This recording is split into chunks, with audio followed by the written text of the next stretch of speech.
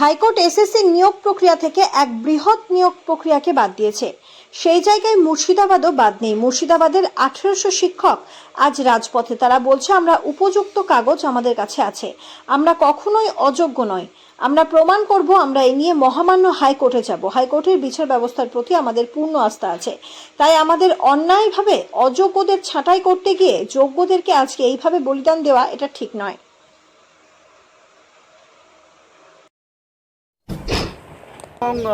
SSC commission তারা জানায় কি 25,000-এর মধ্যে টোটাল 5,500 মোটামুটি সন্দেহজনক, হয়তো ওইমান ম্যানিপুলেট হয়েছে বা অন্যান্যভাবে চাকরি পেয়েছে।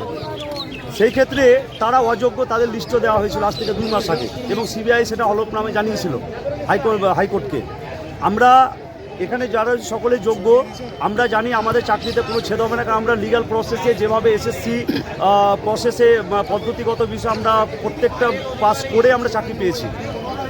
সেই ক্ষেত্রে হঠাৎ করে গতকাল কি হলো, পুরো প্যানেলটাকে বাতিল করে দেওয়া হলো। সেখানে কিন্তু যোগ্যর সঙ্গে অযোগ্য মিলিয়ে দেওয়া হলো। আমরা বিচার ব্যবস্থার প্রতি সর্বদা আস্থা রেখেছিলাম এবং আস্থা রেখেছি যে আমাদের যোগ্য যেহেতু প্রার্থী, আমরা এটা কোনো কিছুই প্রভাব আমাদের উপর পড়বে না। কিন্তু আমরা দেখলাম কি অযোগ্যদের ঢাকতে গিয়ে যোগ্যদের বলি করা হলো।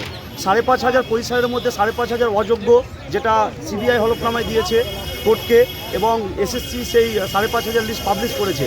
তারপরেও 5,500 বাতিলের পরিবর্তে কেন পুরো প্যানেলটাকে বাতিল করা হলো? আজ সকলেই পথে, আজকে শিক্ষকতা ছেড়ে পথে নেমেছে আর এসছে কেন?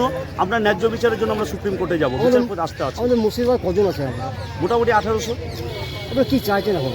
আমরা চাইছি আমাদের যোগ্য চাকরি আমাদের ফেরত দেওয়া হোক। আমরা কোনো দুর্নীতি করে চাকরি পাইনি, আমরা লিগ্যাল প্রসেসে চাকরি পেয়েছি। আমরা সুপ্রিম কোর্টে যাব এবং আমাদের দাবি রাখবো যে আমাদের যাতে যোগ্য চাকরি, আমাদের অধিকারের চাকরি, সেটা আমাদের ফিরিয়ে দেওয়া হোক, এবং অযোগ্য যারা তাদের অবশ্যই বাতিল হবে, বাতিল হওয়া উচিত।